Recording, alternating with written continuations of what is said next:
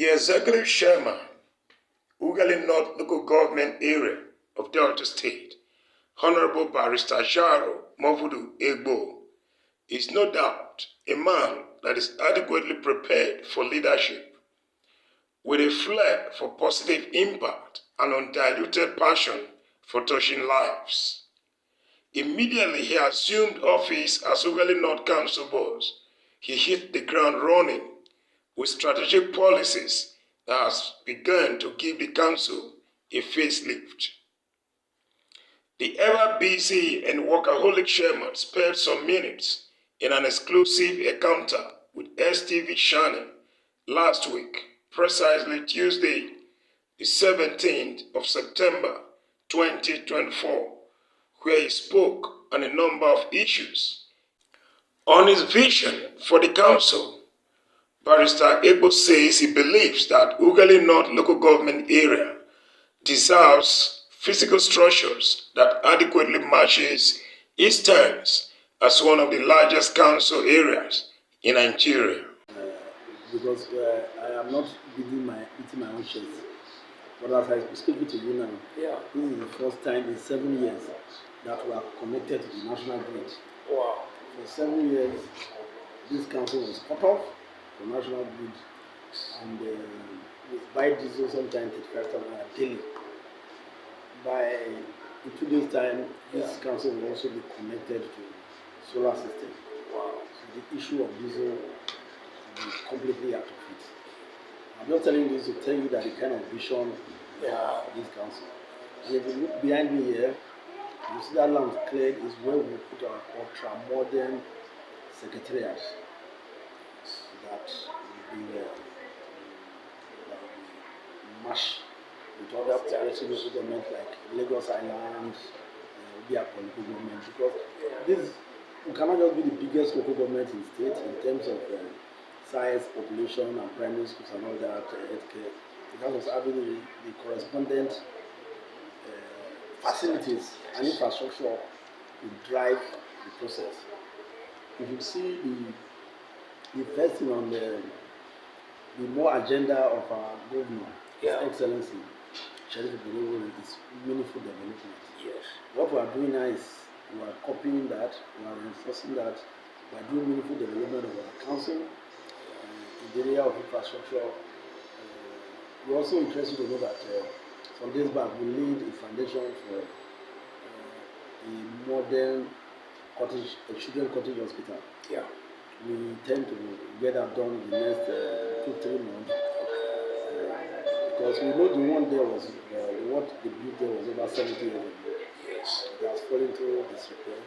But where a place where you deliver children and take care of children to be very modern, up to date. Yes. So that is what we are doing. All part of the more agenda of His Excellency. To ensure that these are our 3 years mandate. By the time we complete the 3 years, Ughelli North will look differently from that. In the area of policy implementation, one of the areas Barrister Egbo's presence was sharply felt immediately he assumed office was making the daring moves to clear the crowded Otowodi Junction and the main market, Ughelli, where traders had hitherto blocked the roads. Commenting on the issue of the Otowodi Junction, Barrister Egbo said, people that were asking to leave that Otowodi Junction, who are trained under the election, we went there and we told them to leave. Then somebody asked me, one of the journalists, that I am making this very hard for you. I said, no, okay, if anybody want to trade, I will give you free shop at the old Ughelli modern market. You know, nobody came to the market. The market is there empty. As I speak to you, you can drive there now. But if it is put a train on top of a drain that will cause this, they will go, okay, come and take free shop. So we need to reorientate our people. This way of doing things that must be this way, not something they do before. And on the main market, the chairman hinted about his plans to upgrade the market's present status. You are aware of the skirmishes we have with the market. Before we settled for from a lock-up shop that was going for 6,000 to 12,000. Of course, they celebrated, but if you look at it properly, it's 100% increment. Yeah. I also agreed that though you pay 1 month 1,000, you can't go beyond 10 million, 10,000. Yes. Because that is why, because they will pay 500 and then give it out for 30,000 or 30,000. So the people, they were exploiting people. So we just had a way to say that. And then when I went around the market, I also discovered that 60% of the market is empty. Yes. If you go to the market, they call goods market, the one over the bridge. Yeah. Half of it is filled with debt. They don't stay. When I wanted to move the goat from the roadside, when I went there, the whole place is filled with dirty refugees. So we are just waiting for the dry season to do and do 300 shops. And then we cannot have for everybody. If you don't want to trade side, you can't trade on the road. It started by ensuring that nobody trades at the media anymore.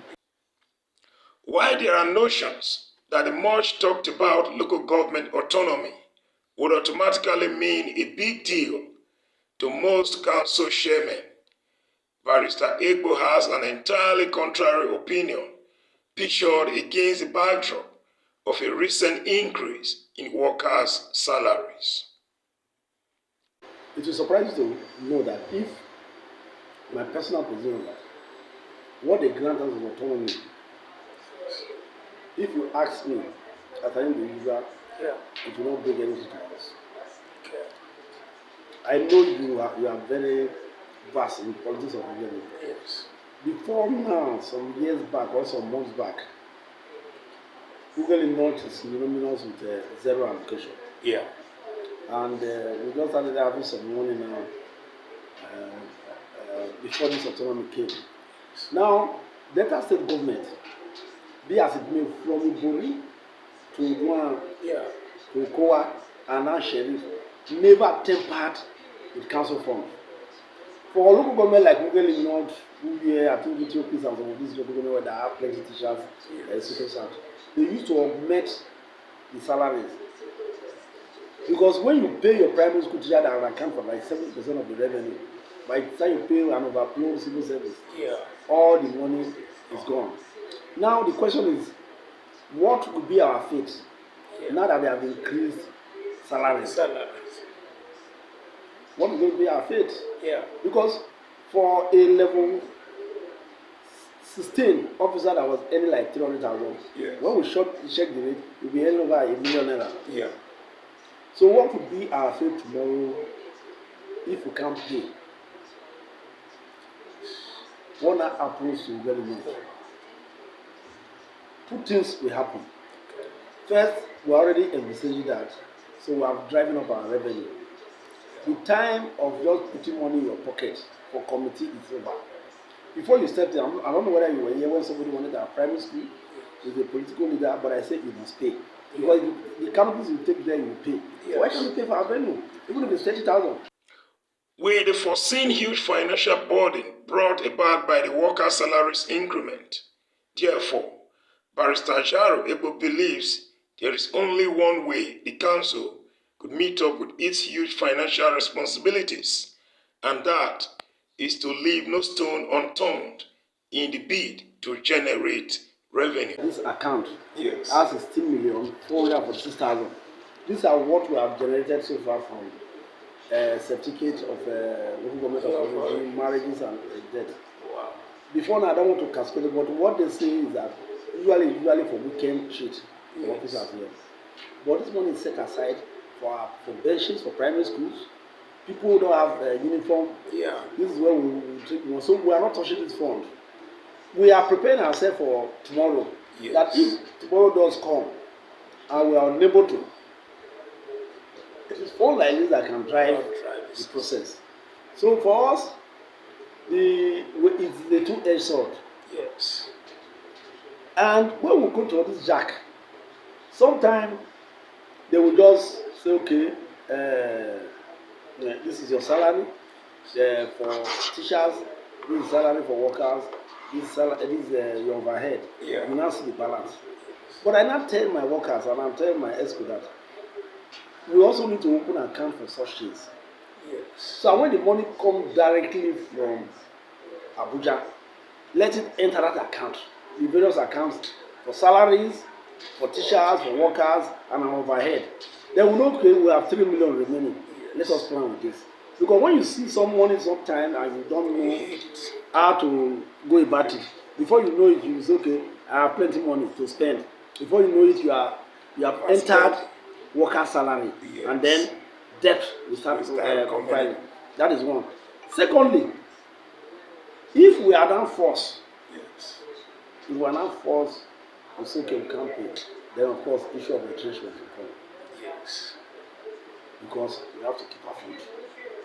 So that's why I'm begging some of these workers that we must think how this council is as also a business.